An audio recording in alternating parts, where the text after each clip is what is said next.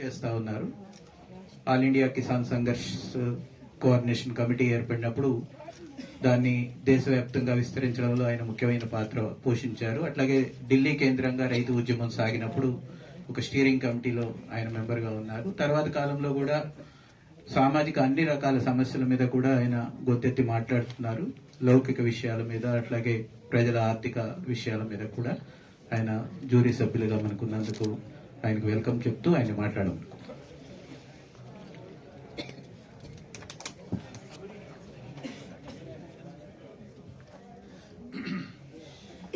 सबसे पहले तो मैं क्षमा चाहता हूं कि मैं तेलुगु बोल नहीं सकता, तो हैदराबाद में थोड़ा थोड़ा हिंदी समझ आता है, कुंचम कुंचम बोलते हैं ना, थोड़ा थोड़ा हिंदी समझ आता है। तो मैं आपको पहले तो रैतु स्वराज्य वेदिका का धन्यवाद करना चाहता हूं कि उसने सिर्फ तेलंगाना के लिए नहीं, सिर्फ आंध्र प्रदेश के लिए नहीं, पूरे भारतवर्ष का जो एक बहुत बड़ा किसान का सवाल है, उस सवाल को देश के सामने रखा है। जब हम किसान आंदोलन में थे, जब दिल्ली में किसान आंदोलन हो रहा था, मोर्चा था, वहां बैठे हुए थे, तो हम लोग लिखते थे कि किसान को ये मिलना चाहिए। और जब भी हम किसान कहते थे तो किरण बिस्सा, कविता कुरुगंती कहते थे कि उसके साथ में लिखो टेनेंट फार्मर भी, महिला किसान भी। तो मैं आपको रैतु स्वराज वेदिका को धन्यवाद करना चाहता हूं कि इस सवाल को टेनेंट फार्मर के किसान को, जिसे आप कोलू रायतू बोलते हैं, उसके प्रश्न को आपने पूरे भारतवर्ष के सामने रखा है। और आज की इस बातचीत से आपकी ये रिपोर्ट जो पढ़ी मैंने, ये जो रिपोर्ट हमारे पास है, और आप सबकी जो बातें सुनी, उससे कम से कम मेरी तो आंख खुल गई है। मैं आपका धन्यवाद करना चाहता हूं। ఈ సమస్య కేవలం తెలంగాణ ఆంధ్రప్రదేశ్ రాష్ట్రాలకు సంబంధించిన సమస్య కాదు, మొత్తం దేశానికి సంబంధించిన సమస్య. దేశంలో అన్ని చోట్ల కూడా ఇటువంటి కౌలు విధానం అది నడుస్తోంది. అయితే రైతు స్వరాజ్య వేదిక లాంటి సంఘము ఈ సమస్యని జాతీయ స్థాయిలో కూడా ఒక గుర్తింపు వచ్చే విధంగా, అంటే మనం రైతుల కోసం ఏదైతే డిమాండ్లు పెడతామో ఆ డిమాండ్లు కౌలు రైతులకు కూడా వర్తించాలి, మహిళా రైతులకు కూడా వర్తించాలి అనే విషయాన్ని తీసుకొచ్చినందుకు ధన్యవాదాలు చెప్పండి.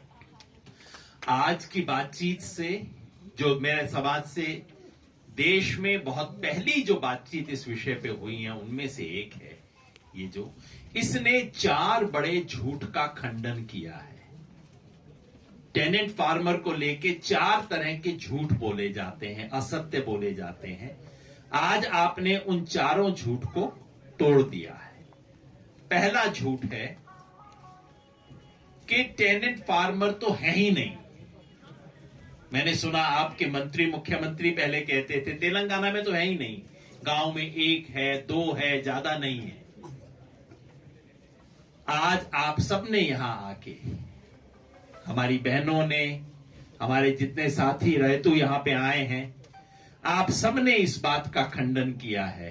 आपकी मौजूदगी यहां गवाही देती है कि कोलू रायतू है, बहुत बड़ी संख्या में है। और आपका जो सर्वे है ये बताता है कि 3 में से 1, तेलंगाना में 3 किसान में से 1 कोलू रायतू है, जिसको वो कहते थे है ही नहीं। आपने दिखाया कि 3 में से 1 है, जो सरकार के आंकड़े हैं एनएसएस के, उससे भी डबल है वास्तव में। ये आपने दिखाया है। आपने दिखाया है कि ये तमाम जो किसान हैं, या तो इनके पास जमीन नहीं है, और है तो बहुत थोड़ी जमीन है। ये कोई कमर्शियल उसके लिए काम करने वाले लोग नहीं है, अपने जीवन यापन के लिए मेहनत से, हाथ से काम करके जीवन यापन के लिए करने वाले किसान हैं। आपने दिखाया है कि इनमें से लगभग सभी 94% SC ST BC हैं। आपने दिखाया है कि इनमें 70% से ज्यादा, 73% वो हैं जो कि 2 साल से ज्यादा एक ही जगह पे काम कर रहे हैं, मतलब जिनको कागज दिए जा सकते हैं। तो आपने पहला इस झूठ का खंडन किया है सरकार का। सरकार जो अपनी आंख पे पट्टी बांध के बैठी है कि ये समस्या है ही नहीं, आपने उसका खंडन किया है। ఇప్పుడు మనము ఇక్కడ కౌలు రైతుల పబ్లిక్ హియరింగ్ నిర్వహించడం ద్వారా అదే విధంగా రైతు స్వరాజ్ వేదిక చేసిన స్టడీ ద్వారా ప్రభుత్వం చెప్తున్న 4 అబద్ధాలని అవి అబద్ధాలని చెప్పి మనం నిరూపించాం. మొదటిది ఏంటి, అసలు కౌలు రైతులే లేరు, లేకపోతే గ్రామానికి ఒకళ్ళిద్దరు ఉంటారనేది ముఖ్యమంత్రి గారు కూడా చెప్తున్న తరుణంలో మనము ప్రతి ముగ్గురులో ఒకళ్ళు కౌలు రైతు అంటే 36% అంటే ప్రతి ముగ్గురు రైతుల్లో ఒకళ్ళు కనీసం కౌలు రైతు ఉన్నారని నిరూపించాము. అంతేకాకుండా వీళ్ళు ఏదో కమర్షియల్ దానికోసం వ్యవసాయం చేస్తూ మేము ఎక్కువ ల్యాండ్ లీజ్ తీసుకుంటున్న వాళ్ళు కాదు. ఏదో 1.5 ఎకరం సొంత భూమి ఉండి వాళ్ళ జీవనాధార కోసం వీళ్ళందరూ కూడా కౌలుకు తీసుకుని చేస్తున్నారు అనేది చాలా స్పష్టంగా వచ్చింది.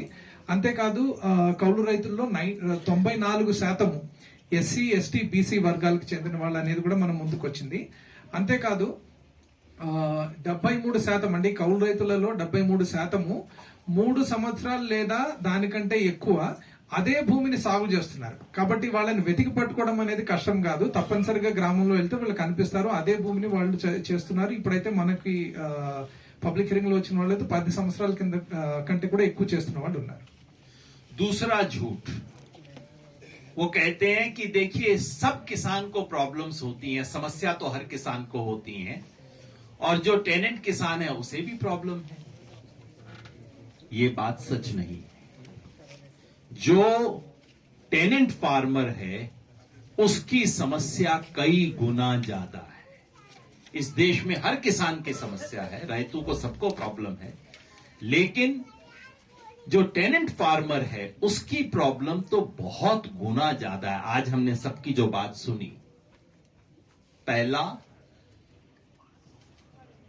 दूसरे किसान को थोड़ा बहुत सरकार से इनपुट मिल जाता है, कभी बीज मिल जाता है, कभी सस्ती खाद मिल जाती है, कभी पानी पे कम पैसा, कभी बिजली पे कम पैसा, लेकिन कोलोरायतू को कुछ नहीं मिलता।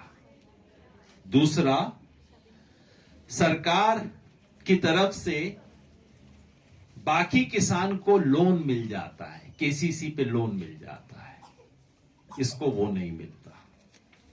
तीसरा, सामान्य किसान अपनी फसल जाके सरकार के रेट पे बेच सकता है। हमने देखा कि 50% से ज्यादा किसान अपनी फसल यहां पे, ये जो टेनेंट फार्मर हैं, सिर्फ 50% को सरकारी रेट मिलता है, बाकी 50% को सरकारी रेट नहीं मिलता।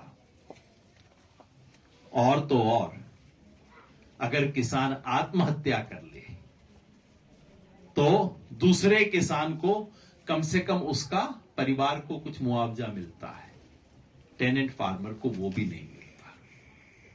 तो इसलिए उसकी अवस्था बाकी किसान से बहुत बदतर है। और इस देश में अगर किसान में सबसे पहले किसी को हक मिलना चाहिए तो वो टेनेंट फार्मर को मिलना चाहिए। ఇంకొకటి ప్రభుత్వం చెప్తున్నది రైతులందరికీ సమస్యలు ఉన్నాయి, మళ్ళీ కౌలు రైతుల గోలేంటి మీరు అనేది. కానీ మనకు కనిపిస్తున్నది ఏంటంటే మామూలు రైతుల కంటే, అంటే తమ భూమి సొంత భూమి సాగు చేస్తున్న రైతుల కంటే కౌలు రైతుల సమస్యలు ఇంకా చాలా ఎక్కువగా ఉన్నాయి. అంటే వాళ్ళకున్న సమస్యల కంటే కౌలు రైతులకు డబల్ ఉన్నాయి అనేది చెప్తున్నారు యోగేంద్ర యాదవ్ గారు. సొంత భూమి సాగు చేస్తున్న రైతులకైతే ఏదో ఒక రకంగా విత్తనాలు, ఎరువులు, వీటి మీద సబ్సిడీలు కానీ, బ్యాంక్ నుంచి లోన్లు కానీ, లేకపోతే వాళ్ళ పంట పండినప్పుడు దాన్ని కనీస మద్దతు ధరకి గవర్నమెంట్ కి అమ్మడం కానీ, ఇవన్నీ వాళ్ళు చేయగలుగుతున్నారు. కానీ కౌలు రైతులకైతే ఆఖరికి వాళ్ళు ఇవన్నీ రావట్లేదు. ఆఖరికి ఒకవేళ ఆత్మహత్య చేసుకుంటే వాళ్ళ కుటుంబానికి సహాయం కూడా రావట్లేదు. కాబట్టి కౌలు రైతుల సమస్యలు ఏవైతే ఉన్నాయో అవి ఇతర రైతుల కంటే ఎక్కువ ఉన్నాయి. కాబట్టి వాళ్ళ మీద ఇంకా ఎక్కువ దృష్టి పెట్టాల్సిన అవసరం ఉంది. तीसरा झूठ, सरकार कहती है हाँ है तो, कुछ अफसर कहते हैं नहीं है तो, लेकिन अब हमने उस पे कानून बना दिया है, अब हमने स्कीम बना दी है। सरकार समझती है कागज पे स्कीम बना दी, प्रॉब्लम सुलझ गई। आपने दिखाया है कि वो कागज की स्कीम कागज पे ही है, वो लोगों तक नहीं पहुंच रही। यहाँ पे ज्यादातर किसान को तो पता भी नहीं है कि कोई कानून है। एक 1950 का कानून है, एक 2011 का कानून है। किसी किसान को पता नहीं है कि वो कानून है, उनका अधिकार है, किसी को पता नहीं है। और जो कार्ड देने की व्यवस्था, सच बात यह है कि मैं तेलंगाना और आंध्र प्रदेश से बहुत इंप्रेस हुआ था जब यहां पे पहली बार 2011 का कानून आया और ये हुआ कि उनको कार्ड दिया जा सकता है जिस कार्ड से उन्हें एंटाइटलमेंट मिलेगा, लोन मिलेगा। तो मुझे लगा आंध्र प्रदेश और तेलंगाना पूरे देश से बहुत आगे है क्योंकि उन्होंने नया काम किया है।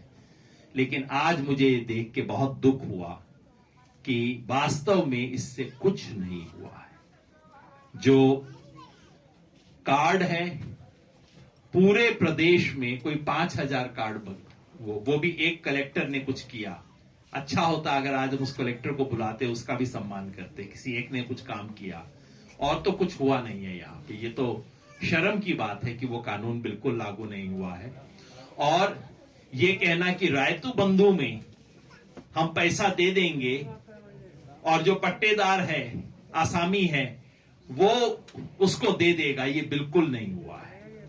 आपका सर्वे दिखाता है कि 0.4%, मतलब 1,000 में से सिर्फ 4 लोगों ने दिया है। 1,000 में से 4। इतना तो दान दक्षिणा दे देते हैं लोग, अधिकार नहीं है, किसी को मिल नहीं रहा है। ये बिल्कुल स्पष्ट है, सरकारी स्कीम फेल हो चुकी है। ये बात आपने स्पष्ट रूप से बताई। सरकार के प्रोपेगेंडा जो है, उस प्रोपेगेंडा का झूठ आज आपने स्पष्ट किया है। 3 తెలంగాణ ప్రభుత్వం రైతుల కోసం మేము చేసేదానికంటే ఎక్కువ ఇంకెవరు చేయట్లేదు అని ఏదైతే చెప్తా ఉంటుందో రకరకాల స్కీముల గురించి, అవి వాస్తవంగా వ్యవసాయం చేస్తున్న రైతులకు అందట్లేదు అనేది ఈ రోజు మీరు కూడా నిరూపించారు ఇక్కడ. ఎందుకంటే కౌలు రైతుల కోసం ఒక 1950 చట్టం ఉంది, 2011లో కూడా చట్టం వచ్చింది. ఈ రెండు చట్టాల గురించి అసలు చాలా మంది కౌలు రైతులకు కూడా తెలియదు, ఎందుకంటే ప్రభుత్వం దాన్ని అమలు చేయట్లేదు కాబట్టి. 2011లో ఉమ్మడి ఆంధ్రప్రదేశ్ లో ఇట్లాగా కౌలు రైతులందరికీ గుర్తింపు కార్డులు ఇవ్వాలనే చట్టం వచ్చినప్పుడు మాకందరికి చాలా సంతోషం వేసింది. దేశం మొత్తంలో కూడా మేము సరే ఈ ఆంధ్రప్రదేశ్ రాష్ట్రం తెలంగాణ రాష్ట్రాలు అన్ని రాష్ట్రాల కంటే ముందున్నాయి అని అనుకున్నాము. కానీ ఇక్కడికి వచ్చిన తర్వాత అర్థమైంది ఏంటంటే తెలంగాణ ఏర్పడిన తర్వాత చాలా తక్కువ మంది, కొన్ని వేల మందికి మాత్రమే కార్డులు ఇచ్చారు. అది కూడా ఎక్కడైనా ఒక మంచి కలెక్టర్ ఉంటే. కానీ మిగిలిన వాళ్ళు ఎవరికి కూడా గుర్తింపు కార్డులు అనేది ఇవ్వట్లేదు. కాబట్టి రైతు బంధు అని ఏదైతే ఒక గొప్పగా చెప్పుకుంటుందో స్కీము, అది వాస్తవంగా సాగు చేస్తున్న వాళ్ళకి రావట్లేదు. అంతేకాకుండా ప్రభుత్వం చెప్పినది మేము రైతు బంధు ఇస్తే దాంట్లో కొంత డబ్బులు కౌలు రైతులకు ఇస్తారు భూ యజమానులు అని చెప్పింది. అది కూడా పూర్తి అబద్ధం అని తేలింది. ఎందుకంటే ఒక 1000 మందిలో 4 మంది మాత్రమే భూ యజమానులు ఎంతో కొంత వాళ్ళ రైతు బంధు సహాయంలో కౌలు రైతులకు ఇచ్చారనేది మన స్టడీలో తేలింది. चौथा झूठ, अलग अलग तरह की झूठ बोलते हैं लोग। तो उनसे पूछो तो कोई दूसरे लोग कहते हैं हाँ ये तो सब बात सच है। सच है कि हैं, सच है कि उनकी प्रॉब्लम्स बहुत हैं, सच है कि सरकारी स्कीम से कोई फायदा नहीं हुआ, लेकिन कुछ किया नहीं जा सकता। ये आखिरी झूठ होता है कि कुछ भी कर लो, कुछ किया नहीं जा सकता। बताइए क्या कर सकते हैं? आज आपने उस झूठ को भी काट दिया, उस झूठ का भी खंडन किया। हमारे भाई योगी यहां जो आए थे, उन्होंने बताया कि अगर किसान एक साथ खड़ा हो जाए, एक गांव में अगर किसान खड़ा हो जाए तो वो इन बड़े बड़े लोगों को अपनी औकात बता सकता है, अगर इकट्ठा हो जाए। दिक्कत किसान की ये है कि किसान का जब हाथ भी उठता है तो उसकी 5 उंगलियां 5 दिशा में रहती है। अगर वो अपने 5 उंगलियों को बंद करना सीख ले तो कितनी ताकत आ सकती है, वो हमने देखा है। लेकिन उससे ज्यादा हमने देखा कि अगर सरकार को मजबूर किया जाए और अगर एक जगह कोई इच्छा शक्ति हो, जैसे एक कलेक्टर ने किया, तो देखिए कितने लोगों को असर हुआ। जब कार्ड मिला, लोन मिला, कितना फर्क पड़ा। मतलब कि अगर करवाया जाए तो काम हो सकता है। कब हो सकता है, कब करवाना चाहिए? अभी तेलंगाना में चुनाव आने वाले हैं। हमारे उधर लोग कहते हैं कि ये सरकार जो है गाय जैसी है जो 5 साल में एक बार दूध देती है। 5 साल में एक बार दूध देती है और वो आ गया मौका। दूध का सीजन आ गया सरकार पे, तो इसलिए ये वक्त है बात करने का, अपनी बात कहने का और इनसे मांग करने का। और मांग क्या होनी चाहिए कि जो कानून में लिखा है आपके 2011 का जो एक्ट है, बहुत प्रोग्रेसिव एक्ट है आपका, दूसरे राज्यों से कहीं बेहतर आपका एक्ट है, उस एक्ट के तहत जो मिलना चाहिए, मोटी बात क्या, हर टेनेंट फार्मर को कार्ड मिले और वो कार्ड वैसा ही हो जैसा कि केसीसी होता है। उस कार्ड के आधार पर लोन मिले, बैंक का लोन, ये 2%, 3%, 4% वाला लोन नहीं, बैंक का लोन मिले। दो, जो कुछ भी इनपुट सब्सिडी मिलती है, सस्ता बीज जो कुछ मिलता है, सब सीधा उसे मिले जो जमीन जोतता है। क्यों दी जाती है सब्सिडी? सब्सिडी इसलिए दी जाती है कि किसान मेहनत करके कुछ कर रहा है, तो जो मेहनत कर रहा है उसको मिलना चाहिए ना, जो जमीन का मालिक है उसको क्यों मिलना चाहिए? नंबर 3, जो फसल को यदि नुकसान होता है, खराबा होता है कोई, तो कॉम्पेंसेशन, मुआवजा उसे मिलना चाहिए जिसने मेहनत की, जिसने जोखिम उठाया, जो रात को घर पे बैठ के देखता है कि बारिश हो गई, अब क्या होगा फसल का, उसको मिलना चाहिए मुआवजा। तो और आखिर में चौथी बात कि जब फसल बेचे तो फसल बेचने का जो दाम है सीधा उसके अकाउंट में आना चाहिए जिसने फसल उगाई है। ये चारों चीजें एक जमीन पे की जाएं, इसका सिस्टम होना चाहिए। कविता बहन मुझे कह रही थी कि सिस्टम ये और करना ये चाहिए कि जब तक जितना भी ये जो डायरेक्ट बैंक ट्रांसफर वगैरह जो हो रहे हैं सबको रोक दीजिए और कहिए जब तक सब टेनेंट फार्मर की लिस्ट नहीं बन जाती, उनका बैंक अकाउंट नहीं हो जाता और उनके बैंक में ट्रांसफर होना शुरू नहीं हो जाता, तब तक कोई निधि, कोई भी रैतु बंधु योजना का पैसा तब तक रोक दिया जाए। अब आप सोच लीजिए होना चाहिए नहीं होना चाहिए, लेकिन कुछ ऐसा बड़ा कदम उठाने की जरूरत है। आप सबने साबित किया। मैं आप सबको धन्यवाद देना चाहता हूं इसलिए कि आपने अपनी बात उठाई। इस देश में किसान अगर अपना बात कहना सीख जाए, दिक्कत यह है इस देश में किसान की छवि बनी हुई है मूंछ वाला पगड़ी पहने हुए कोई आदमी, मेहनत करती हैं औरतें, फोटो होता है आदमी का, जोखिम उठाता है टेनेंट फार्मर, पैसा मिलता है पट्टेदार को, जो आसामी है उसको पैसा जाता है। जो जरूरत है वो ये कि जो इस देश में जमीन पे काम करे, जो जोखिम उठाए, जो अपना खून पसीना लगाए, उसको किसान का हक मिलना चाहिए, देश का हक मिलना चाहिए। हम सब लोग एक नारा लगाते हैं, कौन बनाता हिंदुस्तान, भारत का मजदूर किसान। हिंदुस्तान तो वही लोग बनाते हैं ना, बड़े बड़े नेता लोग थोड़ी बनाते हैं, है ना। तो आज आपकी इस सभा के अंदर आके हमने सीखा कि किसान का मतलब क्या। किसान का मतलब वो नहीं जिसके हाथ में, जिसके नाम पे जमीन लिखी हुई है। किसान वो जो खेत में अपनी मेहनत से काम करता है, वो हिंदुस्तान बनाता है। आप सबने इस बात को रखा और आपने सिर्फ तेलंगाना के लिए नहीं, पूरे देश के लिए एक बड़ा कदम आगे उठाया। इसके लिए मैं आप सबका धन्यवाद करता हूं और माफी भी चाहता हूं कि मैं बहुत समय को अभी आगे यूनिवर्सिटी में जाके एक जगह बोलना है, तो मैं अपने पार्टी के साथियों की सबकी बात सुन नहीं पाऊंगा, लेकिन उम्मीद है कि उनकी बात तक पहुंचेगी। Thank you Yogen G.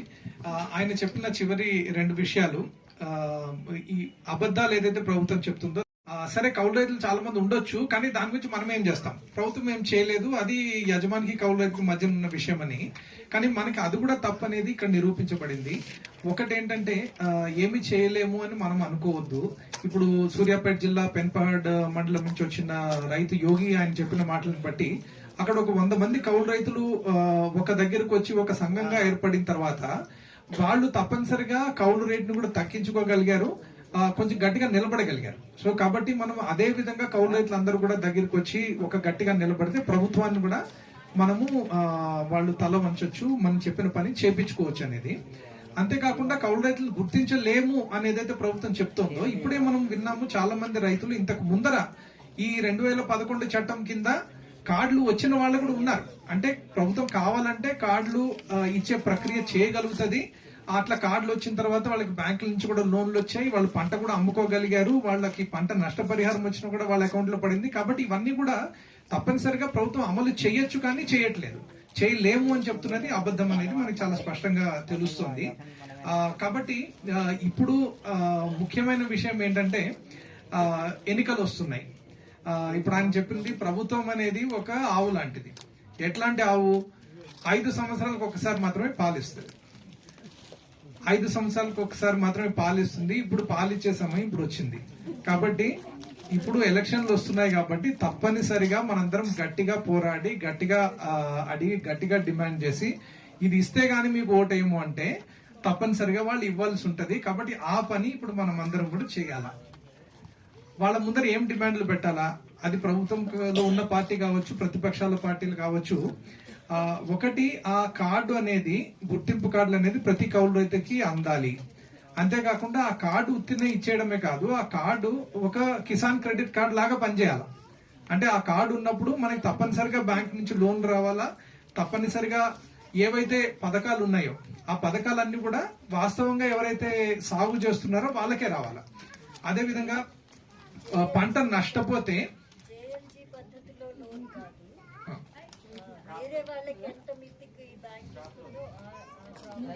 అదే అంటే ఇప్పుడు లోన్ ఇవ్వడానికి ఒక గ్రూప్ గా ఏర్పడి లోన్లు ఇచ్చే దాంట్లో మళ్ళీ దానికి వడ్డీ కూడా పడుతుంది.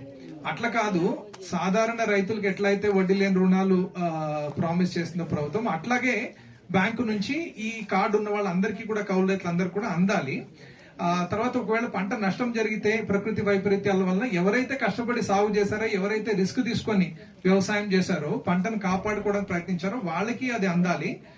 అట్లాగే పంట అమ్ముకోవడానికి వెళ్ళినప్పుడు కూడా ఎవరైతే పంట పండించారో వాళ్ళకి, వాళ్ళ అకౌంట్ లోనే డబ్బులు పడాలి. ఇవన్నీ జరగాలని చెప్పి మనం తప్పనిసరిగా అధికార పార్టీని, ప్రతిపక్ష పార్టీలను కూడా డిమాండ్ చేయాలి. వాస్తవానికి రైతు అంటే నిజంగా వాస్తవంగా సాగు చేస్తున్న వాళ్ళు ఎవరైతే రిస్క్ తీసుకుంటున్నారో వాళ్ళని రైతుగా గుర్తింపు అనేది దేశ వ్యాప్తంగా కూడా లభించాలి. దానికోసం మనం అందరం కూడా కలిసి పోరాడాలి. ఇందాక కవిత గారు కూడా ఒక మాట అన్నారని చెప్పారు. ఇప్పుడు ఏదైతే రైతు బంధు లాంటి పథకాలు ఉన్నాయో, ఈ క్యాష్ అకౌంట్ లో వేసే పథకాలు అన్ని ఒకసారి బంద్ పెట్టి మీరు మొదట కౌలు రైతులు గుర్తించండి. కౌలు రైతులు గుర్తించి వాళ్ళందరి లిస్టు తయారు చేసే ప్రక్రియ ఫస్ట్ చేయండి. ఆ తర్వాతే మీరు ఇట్లాంటి క్యాష్ పథకాలు ఏమన్నా ఉంటే మళ్ళీ మొదలు పెట్టండి అనేది కూడా మనం గట్టిగా డిమాండ్ చేయాలని కవిత గారు కూడా చెప్పారు. మరి ఆ డిమాండే మనం పెడతామా అనేది మీరు అందరు కూడా ఆలోచించుకోండి. రైతు బంధు ఆపి ఫస్ట్ అందరికి కౌలు రైతుల జాబితా తయారు చేసి వాళ్ళందరూ గుర్తింపు కార్డులు ఇవ్వండి అని కూడా కౌలు రైతులు డిమాండ్ చేయాల్సిన అవసరం ఉందేమో, ఆలోచించండి అని చెప్పారు. ముఖ్యంగా ఏంటంటే ఎవరైతే నిజంగా కష్టపడి పని చేస్తారో, పంట పండిస్తారో, రిస్క్ తీసుకుంటారో, వాళ్ళు డబ్బులు పెడతారో వాళ్ళకి రైతులుగా గుర్తింపు రావాలి. వాళ్ళు కౌలు రైతులు కావచ్చు, మహిళా రైతులు కావచ్చు, ఆదివాసీ రైతులు కావచ్చు. ఇది వాస్తవానికి ఇప్పుడు మన ప్రభుత్వాలు అన్ని కూడా చేయవలసిన విషయము. కౌన్ బనాతా హిందుస్థాన్ భారత్ కే మజ్దూర్ కిసాన్. అంటే ఎవరైతే మజ్దూర్ అంటే శ్రమ చేసే శ్రామికులు, రైతులు, వీళ్లే భారతదేశాన్ని నిర్మిస్తున్నారు. భారతదేశ నిర్మాతలు ఎవరంటే రైతులు, శ్రామికులు అని. కాబట్టి ఆ రైతులు అన్నప్పుడు మనం నిజంగా ఎవరైతే సాగు చేస్తున్నారో ఆ రైతులు అనేది కూడా మనము